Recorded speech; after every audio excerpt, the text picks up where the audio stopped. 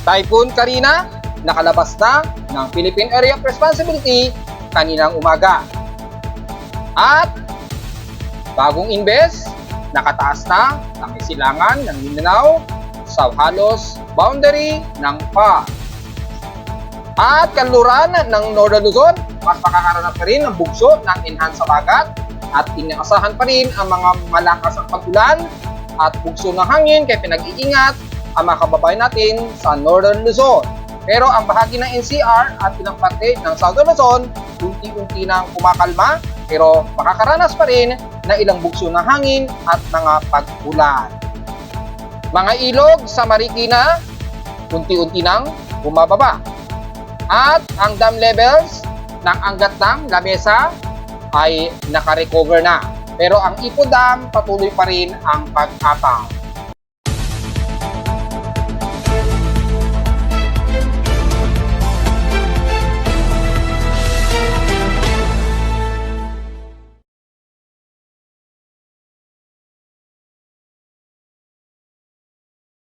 Hello, magandang hapon mga folks. Welcome po muli sa ating Daily Weather Bulletin at Analysis para sa araw ng Huwebes, July 25, 2024. Ang oras nating prospect ngayong hapon ay 1:19 na ng hapon. Well, nagkakaroon kasi kami ng medyo electrical interruption, so medyo hapon na ako ng pag-ulat, pero at least mas latest pa rin ang ating may bibigay na balita. Bukod sa nakalabas na po ng ating Philippine Area of Responsibility, itong si Karina, yun na po ang aking huling ulat sa aking Facebook page na report. Pero isasama pa rin natin siya sa ulat ngayong hapon para sa mas maganda at mas detalye pa mga ulat tungkol sa mga huling status nitong si Karina bago tayo tumungo sa panibagong low pressure area na binabantayan. Sa kasalukuyan ay as of mga bandang 1:20 PM ngayon at ayon sa aking lightning detection system ay nakaka-detect pa rin tayo ng active lightning strikes lalo na sa kalurang bahagi ng Luzon na kung saan ay umiiral pa rin ang enhanced bagat sa area na yan sa mga kababayan natin sa bahagi po ng Ilocos Norte, Ilocos Sur, pababa na ng bandang Dagupan o buong Pangasinan at Zambales ay ingat po dahil mas nakakaranas pa rin kayo ng sungit, ng bugso, ng nahahatak sa ating habagat mula kay Karina kahit na ito'y nasa labas na ng ating Philippine Area of Responsibility. Samantala, ganun din at nakikita natin na aktibo pa rin ang water vapor na nahahatak sa ating habagat dito sa bahagi pa rin ng Central Luzon at kalurang bahagi nga po dito sa may bandang Zambales, pataas na yan ang bandang Pangasinan at ilang bahagi sa La Union at Ilocos Region. Pero kung makikita natin sa bahagi nga po ng bandang Bulacan, pababa na yan ng NCR, ay makikita natin na medyo katamtaman na lang at unti-unti nang humihina po yung bugso ng ulan na dala nitong enhanced bagat nga po. At hindi na natin masyado ramdam ang lupit, di gaya kahapon na talagang nagkaroon ng malakihang pagbaha sa ibang bahagi ng Metro Manila since kahapon. At nagsiapawan nga ating mga ilog. At nagkaroon nga po tayo ng brownout mula kagabi. Kaya na-delay po ang ating report data sa ating weather station kahapon ng hapon hanggang gabi na po yan. So kaninang umaga rin nagkaroon din ng bahagyang mga electrical interruption. So medyo nagka-delay-delay din tayo ng pagkukumpuni sa ating mga weather data. Sa ating current conditions, overcast pa rin, gloomy, mahangin pa rin sa amin at mostly cloudy ang umiiral dito sa amin sa Caloocan West Race Park. At makikita natin na umaabot pa rin sa mahigit 50 km per hour at bugsong mahigit sa 65 km per hour ang naging pagbugso pa rin ng hangin base sa aking actual na weather station reading dito sa amin sa Caloocan. So ingat pa rin tayo lalo sa mga bumibiyahe dahil malakas pa rin ang bugso ng hangin kahit papaano. Ang kagandahan na lang nito ay hindi na lala kahapon na nagkaroon talaga ng grabing problema at nag-declare nga po ating mga iba't ibang mga cities dito sa Metro Manila ng state of calamity. Sa iba't ibang bahagi nga po dito sa Metro Manila. Dahil nga po sa grabe ang naging damages na ginawa ni Karina. At ngayon, nanatili pa rin siyang nasa typhoon category. Pero humihina na ito at inasahang pagdating nito sa baybayin ng Eastern China ay asahan natin hihina na ito ng tuluyan mga folks.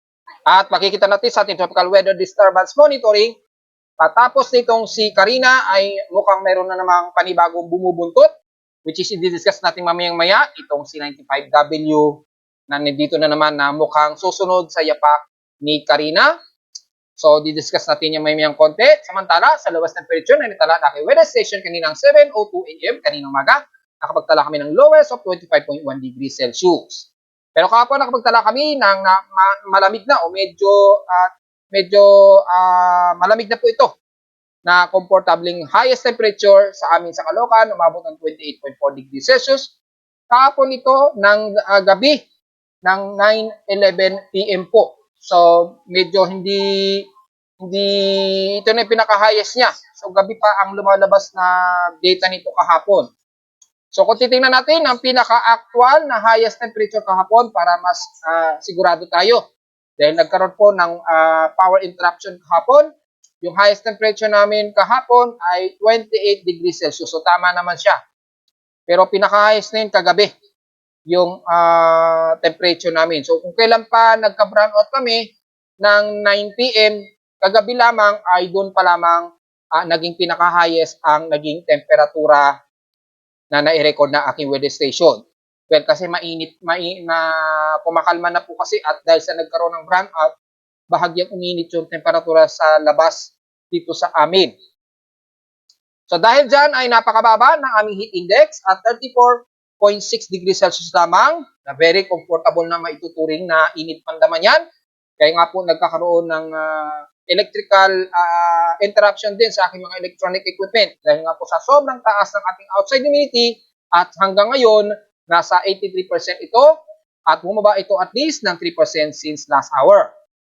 Medyo detect pa rin ang presensya ng low pressure area mula dito kay Karina at nanatiling napakababa ang aming atmospheric pressure sa Caloocan na nasa 1,002 hectopascals instead ito since last hour. So dito sa amin sa kalurang bahagi ng Luzon ay mababa po ang aming atmospheric pressure. So maituturing itong surface trap kasabay ng enhanced bagata sa kaluran ng bansa na nahahatak. Pababa po ang atmospheric pressure kaya ganoon na lamang katindi ang bugso pa rin ng hangin at bigla ang bugsuan ng buhos ng ulan. Sa PH extremes naman, in past 24 hours, pagdating sa mataas na temperatura, nanguna ang Butuan na may 34.7 degrees Celsius na highest temperature at sa lowest temperature sa Baguio City ay nasa 17.6 degrees Celsius ang kanilang lowest temperature. Almost stationary pa rin. At pagdating naman sa inulan, makikita natin nangunguna sa PH extremes. In past 24 hours, ang bahagi sa Quezon City kay Pag-asa Office sa Science Garden na sumatotal of 430 mm na total rainfall. So mukhang nahigitan niya ang dating bagyong si Ondoy kung hindi maalala natin. So kung babalikan natin yung nakaraang total precipitation na report ni Pag-asa kay Ondoy, nasa 455 mm po ito. So since past 24 hours hanggang 6:50 PM, ito kasi 4:30. So hanggang maghapon po ito. Pero buong gabi, 470 mm po ang nai-record ni Pag-asa ayon sa kanila na nahigitan ang record ni Ondoy na umabot ng 455 mm yung total rainfall sa Science Garden na nai-record ni Pag-asa. So kung natatandaan natin yon, yung panahong nagkaroon ng bagyong Ondoy, September 26 to 27 po yun. Year 2009 po yun. So, para kung mababalikan ninyo yung naging damages ni Ondoy noon, ay grabe po ang pinsala na nagawa noon ni Ondoy. Pero kumpara kay Karina ngayon, ay nakapag-record sila ng 470 mm na total rainfall.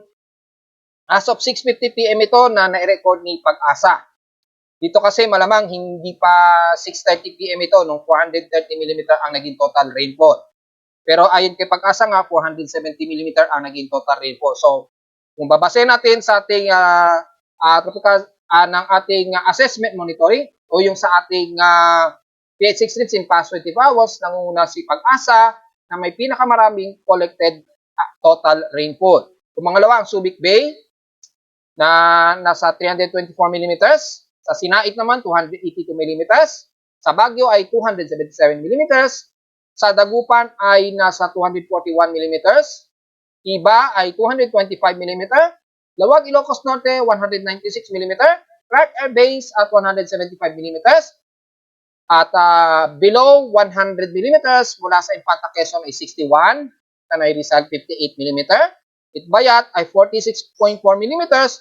Sangley, 43. Naiya, 41. Calayan, Cagayan, 34.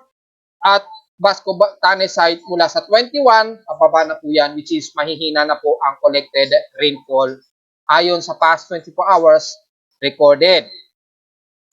Pero kung kukumpara naman sa amin sa Caloocan, ay nangungunap kami sa buong bansa na may pinakamataas sa total recorded na pag-ulan na nasa total of 586.8 mm po ang total rainfall namin dito sa Caloocan. So kami po ang pinakamarami ang collected na total rainfall compared sa lahat ng mga record sa bansa.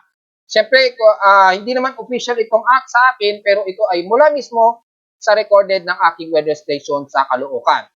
So hindi maitatanggi na nasa 586.8 mm ang total rainfall namin, which is pinakamataas na recorded nito sa loob ng 8 taon na naganap lamang sa loob ng 24 oras.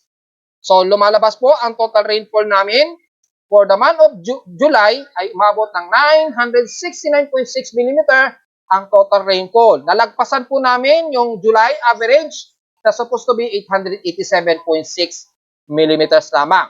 So, nalagpasan namin yung pinakamataas na total rainfall. Ina-expect ko na mababa ang total rainfall namin. Pero, hindi in-expect umabol ang total rainfall dahil lamang kay Karina. So, nakapag-total kami ng 969.6 mm.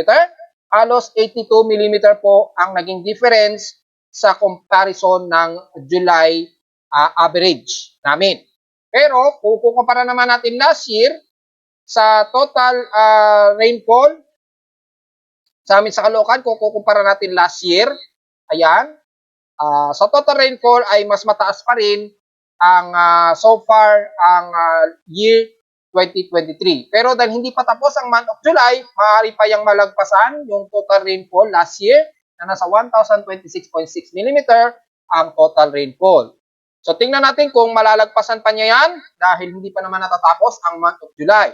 Posible pang madagdagan yan, so tingnan natin kung malalagpasan niya. Pero kung sakaling malagpasan niya ang year 2023, tingnan natin kung malalagpasan naman niya yung pinakamataas na recorded rainfall namin since year 2021 na pinakamataas na naitala ng aking weather station noong taong 2021. So, kumpleto tayo ng record, at least meron tayong comparison kung ano ang mas hihigit na may pinakamataas.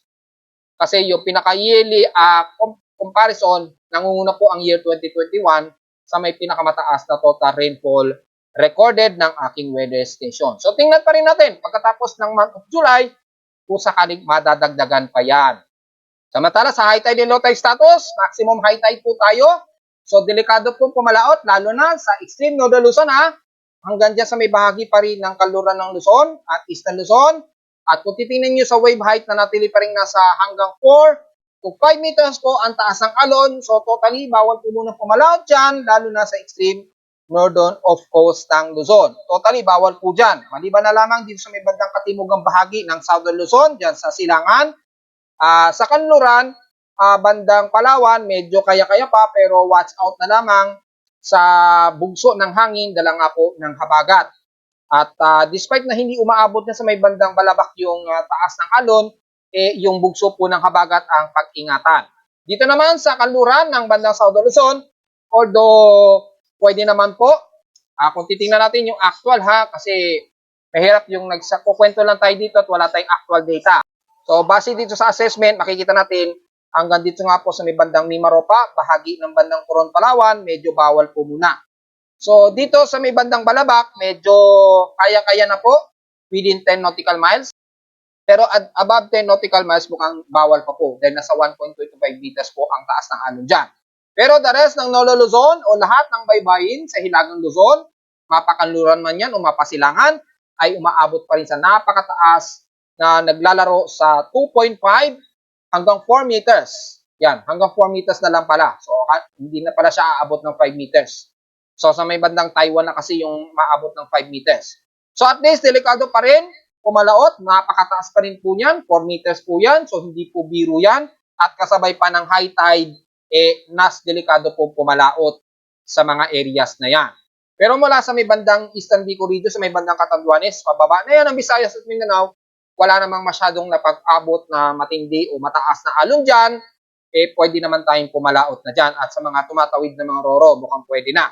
Except lamang dito sa nabanggit ko, sa Extreme Northern Luzon, dahil yung enhance sa bagat, lalo na sa kanluran, delikado pa talaga. Maging sa mga maliliit o mga medium size crafts na mga bangka o mga sasakyang pandagat. So kaya-kaya pa rin magpabuwal yan kahit na mga coast guards natin, na mga coast ships, medyo delikado po. So ingat na lamang po at the rest mukhang okay naman diyan sa may bandang katimugan ng Visayas at Mindanao. Samantala, hindi maganda ang ating air quality. Nasa moderate po ang ating air quality at 73 index o 22.33 micrograms per cubic meter. So medyo magmas po sa mga sensitibong mga baga. Kaya magmas po tayo at diretso agad tayo sa ating almanac. Sumikat ang haring araw kaninang 5:37 AM at lulubog naman ito mamayang 6:27 PM. Ang ating pagsikat ng moonrise ay mamayang gabi po ito magmo-moonrise at 9:37 PM. Waning gibos po ito, 81% illuminated. At lulubog naman ito kinabukasan na po ng umaga at 9:05 AM. At sa ating local weather outlook para ngayong Huwebes hanggang Biyernes, magiging maulap pa rin ang maghapon natin ha.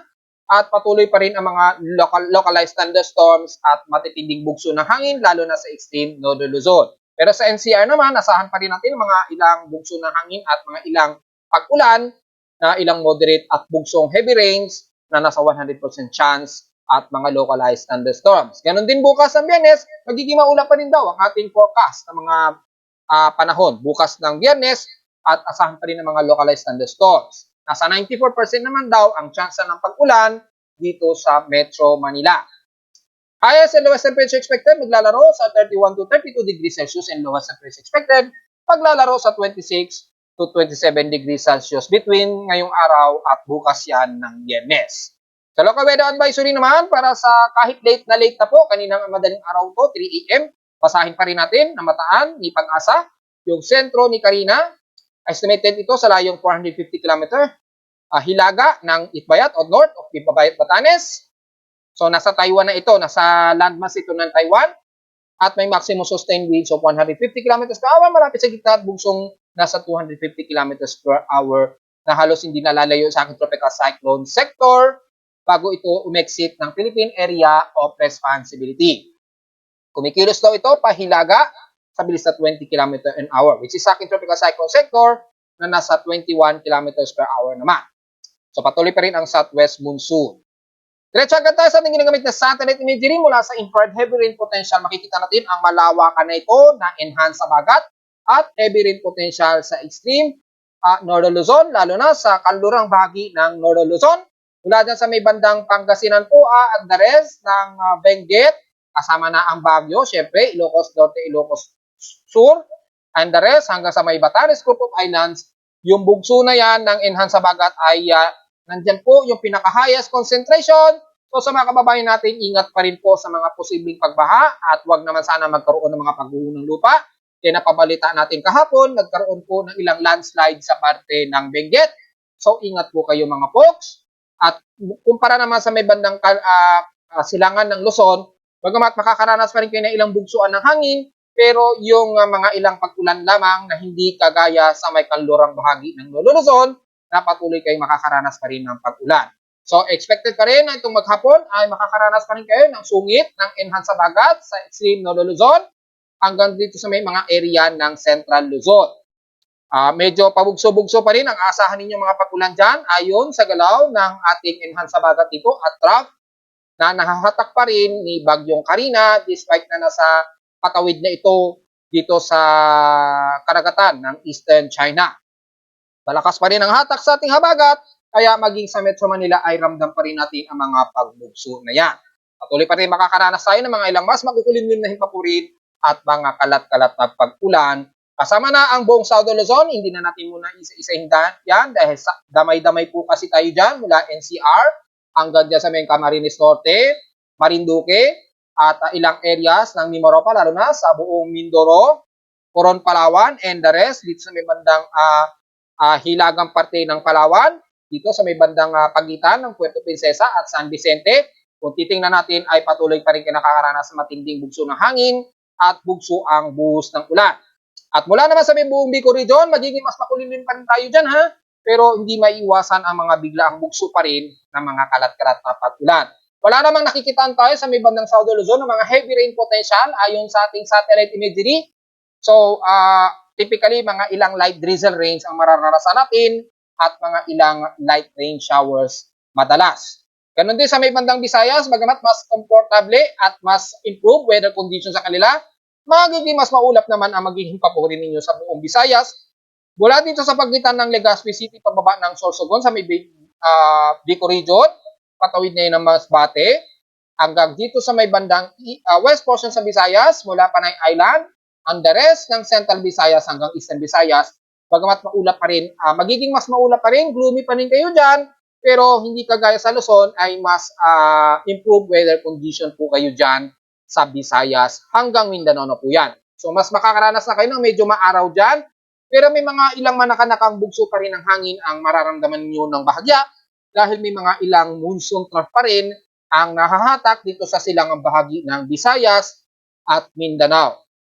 Bagamat hindi natin masyado ramdam ito, pero at least medyo mararamdaman niyo lalo na sa mga baybayin ang medyo mabugso pa rin na hangin kahit paano, medyo konti-konti. Pero asahan pa rin mga kalat-kalat ng pag-ulan na mga ilang light to moderate showers, pero mostly light rain showers lamang nakikita natin dito ang iiral sa buong bahagi ng Visayas. So magdala pa rin kayo ng pananggarang sa ulan just in case lalo na sa hapon o sa gabi, pero mangunguna pa rin ang tinding sikat na ng araw sa ilang bahagi ng Bohol at southern part ng Leyte. At least kahit paano, improve weather condition na kayo dyan.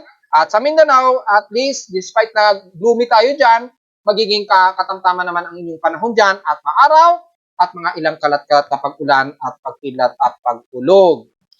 So, hindi natin masyado isa-isahin ang bahagi ng Mindanao despite katamtaman kasi ang buong bahagi ng mapakanluran man yan o mapasilangan ng Mindanao. Pero may mga ilang surface trap, so medyo mas makakaranas ng ilang kalat-kalat na pag-ulan ang bahagi nito ng Davao Region. So, watch out po mga folks dahil medyo nagkakaroon ng bagong accumulation ng surface trap embedded ng intertropical convergence zone sa may bandang southern Mindanao area. Dahil may intertropical convergence zone tayo dyan, asahan ang mga sunod-sunod pa rin mga ilang trap o mga tropical wave na bububo. Gaya na lamang ng ating binabantay na ito sa silangan ng Mindanao sa labas ng ating Philippine Area of Responsibility. Samantala, bisitahin naman natin ang ating computer-generated tropical cyclone sector na natiling remnants na lamang itong si Papiron. So, wala na pong masyadong significance itong si Papiron. Remnants lamang siya dito sa may bahagi pa rin ng parte ng China, Southern China. Yan, sa may bandang baybayin ng Hongkai. So, mga ilang trough na lamang at mga pag-ulan ang iiral. Hindi na masyadong concern.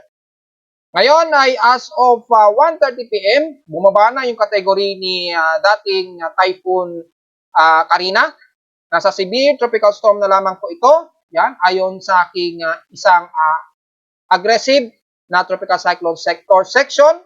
Severe tropical storm na po ang kategory nito. Nasa 105 km per hour ang kanyang 1 minute average wind speed at bugsong umaabot ng 131 km per hour. Sa 10-minute average, nasa tropical storm category ito at 78 km per hour at bugsong umaabot ng 96 km per hour. At patuloy pa rin ang pagkilos nito pa bandang west, northwestward o north-northwestward sa bilis na 21 km an hour. So kung titingnan natin dito, despite na hindi pa nag-update yung isa ko pang tropical cyclone sector, kasi nasa 139 km per hour pa lamang ito. So dito sa aking mas aggressive na tropical cyclone sector, severe tropical storm na lamang ito. So titingnan natin gamit ang tropical cyclone track combination para mas reliable. Nakikita natin ay nasa baybay nito ng China o dun sa bandang Fujian, China. So naglandfall na siya sa may bandang Eastern China o bandang Fuzhou, sakop ng Fujian, China. So dahil sa paglandfall ng yan, bumagsak po yung kanyang category into severe tropical storm na lamang po. Yan, severe tropical storm na lamang siya. So ayon dito sa ating analysis, nasa 105 kilometer. Alanganin pa kasi point something lang ang nag-differentiate para sa severe tropical storm to typhoon category. So, since ilang point pa lamang ang nag-differentiate, pagitan pa lamang ng typhoon to severe tropical storm, ang kanilang mga kategorya. Pero pasok na to, nasa na natin pasok na ito sa severe tropical storm habang bumabaybay ito sa kalupaan ng Fujian, China. So sa mga Pilipino natin dyan, ingat po sa mga pagbaha dahil patuloy pa rin kayo makakaranas ng mga tinding sungit ng outer rain band ni Karina, lalo na sa Taiwan area. So ingat po sa mga kababayan natin sa Taiwan at in-expect natin nag-suspend po ng mga klase at pasok sa bahagi nga po ng Taiwan dahil nga po sa sungit ng nahahatak na habagat o enhanced habagat ni Karina. So, yun lamang ating analysis so far at hindi na to masyadong significant at ito na kasi ang huli kong ulat para kay Karina dahil wala na ito sa teritoryo ng Pilipinas, mga folks. So, yun lamang magiging concern lamang natin yung nahahatak sa bagat nga po na binanggit natin kanina dito sa may kanlurang bahagi pa rin ng Northern Luzon. So, patuloy pa rin tayong mag-iingat, mga folks.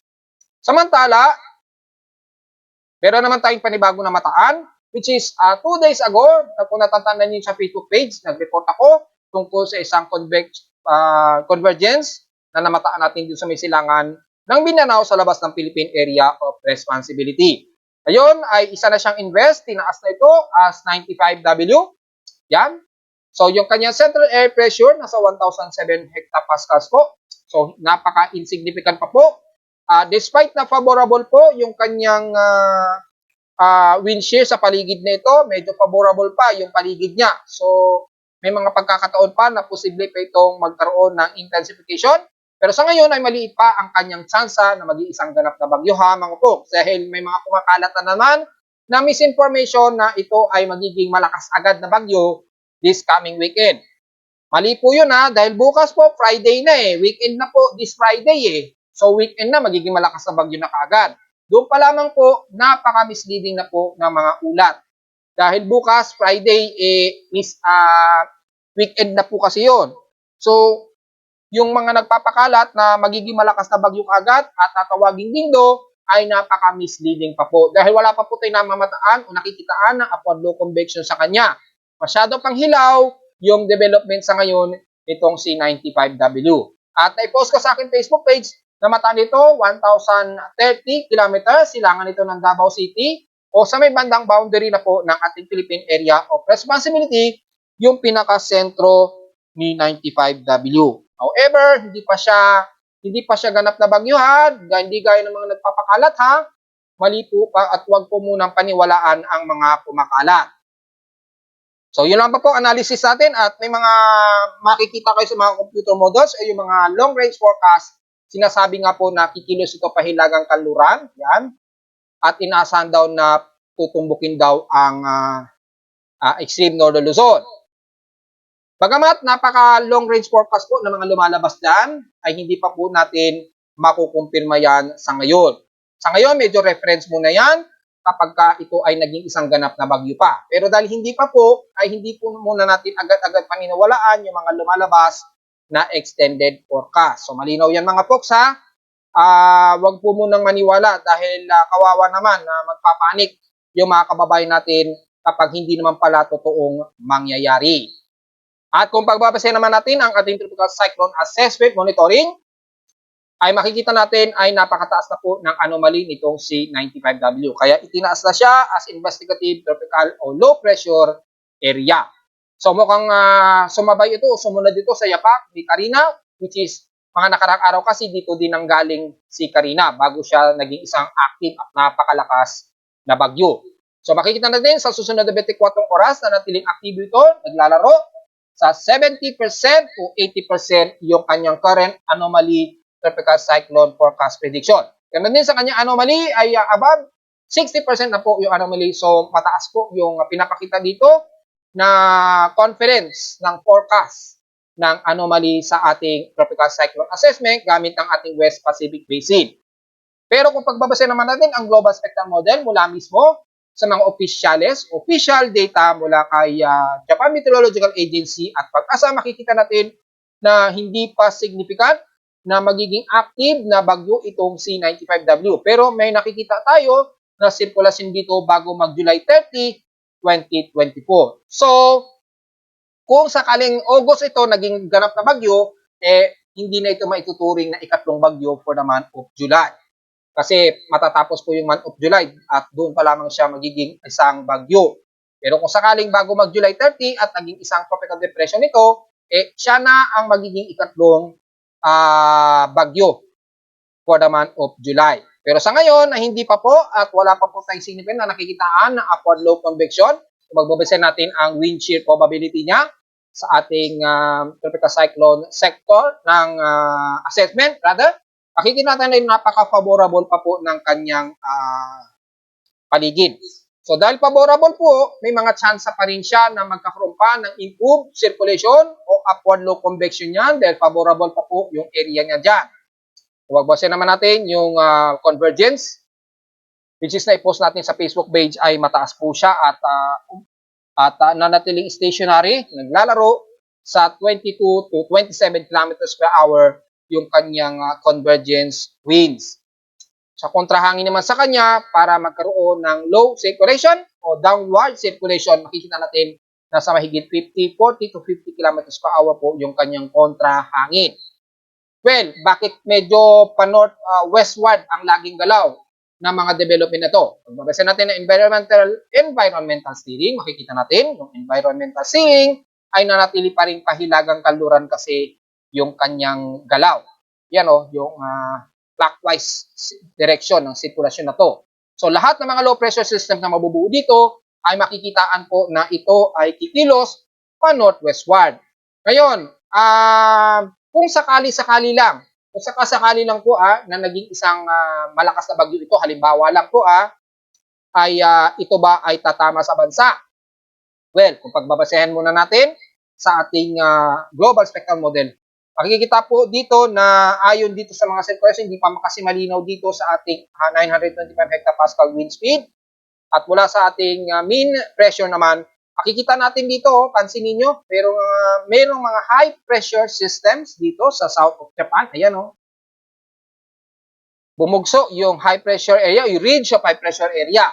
So, kung papansinin nyo, kung halimbawa, nandito yung isang low pressure area, imbis na hihilaga yan, ikilos ito pahilagang kanluran. Kasi may ridge of high pressure dito. Medyo malakas po ang strength ng ridge of high pressure. Yan pong paliwanag dyan, ha? Kaya yung mga nagsasabi na tatama ba ito sa lupa, hindi natin may aalis ang mga probability o posibilidad na magkaroon pa ito ng pagkabig, pakanluran lalo. Depende yan sa lakas ng high pressure systems dito at yung sa environmental steering environment natin. So, lagi lalamat nating tatandaan na mataas pa ang tsansa ng mga low pressure area na mabubuo, nakikilos ito pahilagang kanluran at maaari pa itong dumausdos pa papunta sa landmass ng bansa. So at least malinaw tayo dahil magbabase tayo, ayun, may high pressure area kasi dito.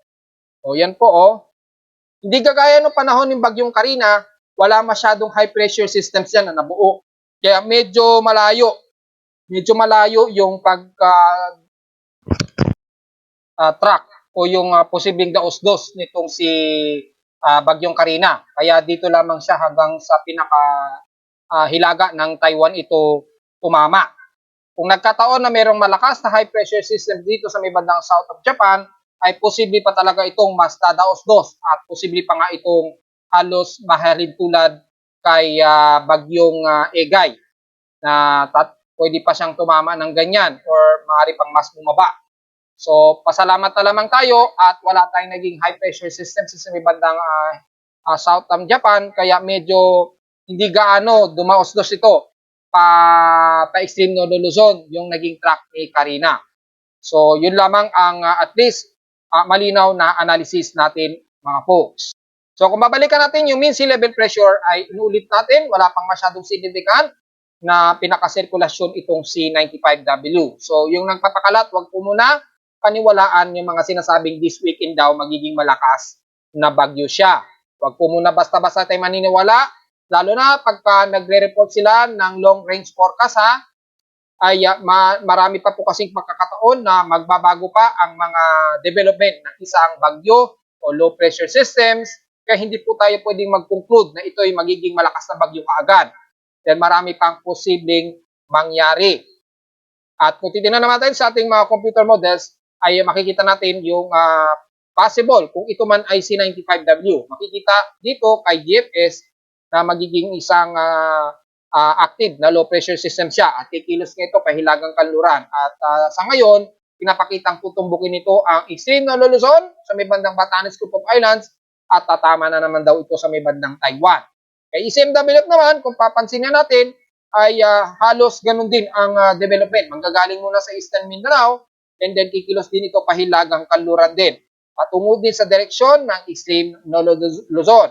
May magtatanong, tatama ba ito sa Bicol Region o sa may bandang Northeast Luzon? Sa ngayon, base dito sa mga extended forecast nga po, hindi pa siya nakikitaan na ganun po ang mangyayari sa ngayon. So marami pang mga pagkakataon na magbabago ang mga extended forecast na yan. Kaya sinasabi ko na huwag po maniniwala sa magsasabi na may mga magiging bagyo o malakas na bagyo kagad siya. Huwag pong ganun. Kay NABGEM, which is napaka-aggressive na forecast ni NABGEM, ito halos tropical storm kagad, severe tropical storm kagad, at pagdating din sa may bandang Taiwan, typhoon na kaagad. So dito pa lang, napakalayo pa po sa realidad ang pinapakita ng forecast ni NABGEM. However, halos iisa naman ang pinapakita ng forecast na hihilagang kanluran daw po ito at dito pa rin, tutungo ito dito sa may direksyon ng Taiwan. So kung titingnan natin mula kay GFS, ECMWF at NABGEM, halos magkakatugma sila ng ipinapakita na forecast track o yung direksyon na magiging tahak nitong C95W. So yun lang mga at least medyo nakikitaan natin na probable o possible na magiging kilos nito kung sakaling maging isang ganap na bagyo. At kay Icon naman at GM, bagamat kay Icon hindi masyado pa nakikitaan, shallow lamang dito, pero kay GM ay halos ganun din ang ipinapakita, kikilos din daw pahilagang kanluran. Kaya lang ito mas malapit sa may bandang Eastern Bicol Region at Northeastern Luzon. Ito mas daos-dos po ito. Well, kitang-kita naman natin dahil po may high pressure area kasi dito sa may bandang Japan. So dahil malapit dyan yung range of high pressure area, mas lalong naitulak itong low pressure area na ito. Kung totoo man o kung sakaling ito si 95W, just in case lang po na maging ganap na bagyo, mukhang base dito, mas malapit ito o mas dadaos-dos yung naging track niya. Dahil nga po, malapit yung high pressure area. So inulit natin, magkakaiba po yung mga positioning ng high pressure area. Yan po kasi ang nagpapahamak sa atin, yung mga high pressure area na yan, mga anticyclone kasi yung mga yan So kapag may anticyclone kasi, malapit sa isang aktibong bagyo, naitutulak niya kasi ang bagyo, pakanluran lalo. So napapadaos-dos niya. At least malinaw yan mga folks swerte na lang talaga tayo kay Karina dahil wala pong high pressure area na malakas na medyo nagpadaos-dos ng husto kay Karina. So medyo sinuwerte talaga tayo mga folks. So at least malinaw yung apat na computer models ay isa ang pinapakita, pahilagang kanluran daw ang ipinapakita nitong low pressure system na to kung sakali man na totoong C95W ay magiging isang ganap na bagyo. Na sa kasalukuyan ay hindi pa po inuulit natin, hindi pa po siya isang ganap na bagyo at maliit pa po ang chance niya sa ngayon na magiging isang active low pressure area. Pwede pa kasi siyang malusaw anytime dahil kung titingnan ninyo sa actual satellite imagery, napaka-insignificant at napaka-unfavorable pa po yung kanyang sirkulasyon. Wala pa nga pong upward low convection tayong nakikitaan ayon dun sa satellite imagery. So, kamusta naman natin yung hydrological advisory, lalo na sa mga grabing mga pag-apaw na mga rivers kahapon, grabe, lalo na sa Marikina River. Ngayon, unti-unti na pong bumababa yung level o yung level ng ilog dyan sa may bandang Marikina. So, buti na lamang umabot sa pinaka-critical third level at buti naman ay hindi na ito nagtuloy-tuloy pa na mas tumaas pa. Buti na lamang lumayo na itong si Karina bago pa man tuluyang umapaw ang Marikina Rivers natin. Kaya lang, dahil sa nasa third level nito, yung mga mas mababa o low-lying area sa paligid ng Marikina River ay tuluyan na nga po talagang binaha, lalo na din sa may bandang Pasig. Kaya lang sa may Montalban River ay nasa third level o third critical level pa rin o third alert level yung ilog dyan sa may Montalban. So sa mga kababayan natin dyan sa Montalban ay umaapaw pa rin yung ilog ninyo dyan na nasa 24.8 o 08 meters. Nagpas na siya sa 23.60 meters po. So sa mga taga Montalban ay umaapaw po ang ilog ninyo dyan sa Montalban. Sa iba naman, kung titingnan natin sa may bandang Pasig River, ay normal naman po. Wala namang naitaas na alert level so far. Sa Tulyahan River naman ay nakataas dito sa may La Mesa Dam daw na nasa 80.01 meters ang taas. So sa paligid ng La Mesa Dam o dito sa may paligid ni La Mesa Dam, ingat po dahil mataas yung pinaka critical level niya at 80.01 meters. Na supposed to be below 75.50 meters po. Well, dahil tumaas din yung pinaka-water basin ng Lamesa Watershed o yung Lamesa Dam, kaya ay umapaw din yung pinaka-dam stations o yung pinaka-shed dyan sa paligid ng Lamesa Dam. So, yun lang pa mo po ang so far. At diretso agad tayo sa ating dam levels. Kung titingnan natin, nag-normal po ang lahat ng ating mga dam mula kay Angat Dam, Ipo Dam, Lamesa at Ambuklaw. Kay Magat Dam. So kung titingnan natin ay nag-normal po lahat yung mga dams na ito which is mostly distributor natin sa NCR, maging kay Angat Dam lalo na. Mabilis yung recovery. So nakatulong ng husto itong si Karina para magbalik sa normal yung level ng dam natin lalo na sa Angat Dam. At hanggang sa ngayon medyo overflow pa rin si Ipo Dam.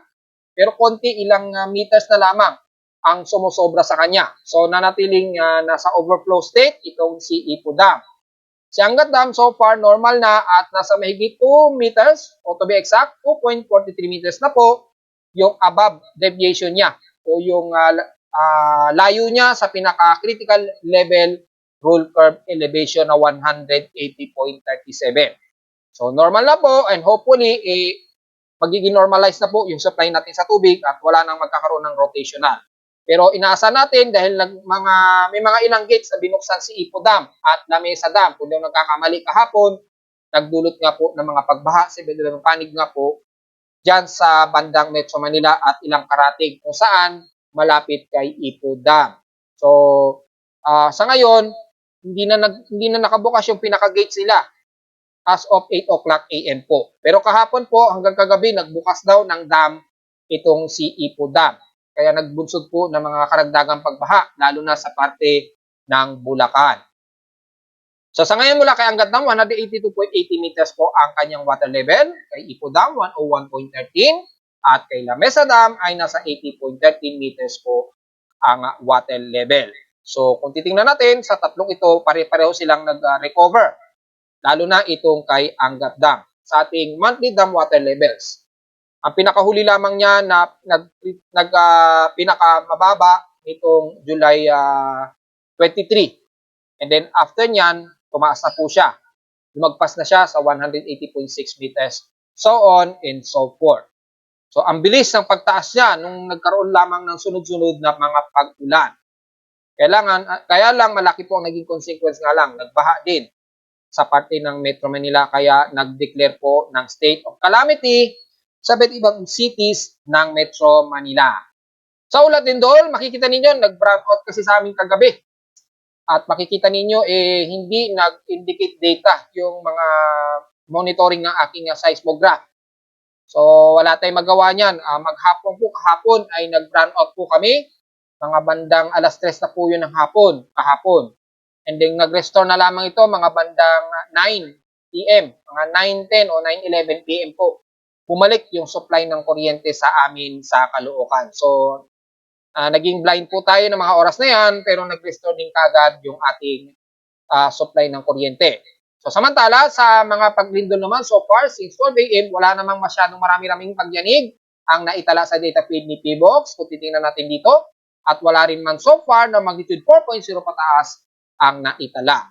So, diretso agad tayo sa ating total earthquakes ngayon, base sa ating historical earthquakes for the month of July. Yan. So, ilan na ba ang ilindol natin ngayon? Nasa total of 884 earthquakes na po tayo mga folks. 830 dito is magnitude 2.0 pataas, 51 sa magnitude 4.0 at so far stationary lamang kay magnitude 5.0, 6 at 7.0. Nanatiling wala namang nagdagdagan, nanatiling dalawa lamang ating magnitude 5.0 at isang magnitude 7.0. So wala tayong masyadong concern na nadadagdagan na lamang ng total earthquakes natin at 884 total earthquakes mga folks. At narito naman ating 3-day weather forecast para sa araw ng Huwebes, July 25, 2024.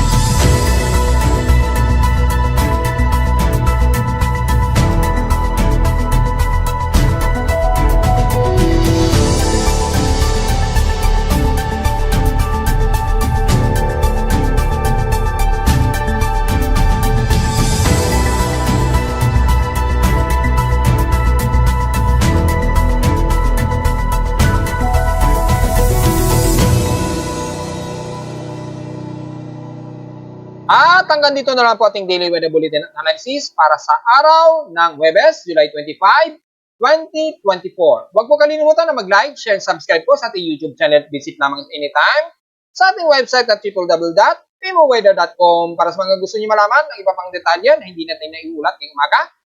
At visit lamang din sa gusto malaman ang dynamic at real-time data feed mula sa aking weather station sa Caloocan, lalo na't mahangin pa rin sa amin sa Caloocan. At mga active pa rin ang ating mga tropical wave systems. At may bago na naman kasi tayo binabantayang low pressure area. At visit naman din sa aking website at para sa iba't ibang mga weather agencies. Maraming salamat po mga folks at magandang araw po. At ingat pa rin po sa ating mga kababayan natin, lalo na sa mga nasalanta ng baha. Ingat po sa iyo dyan at magandang hapon po sa ating lahat.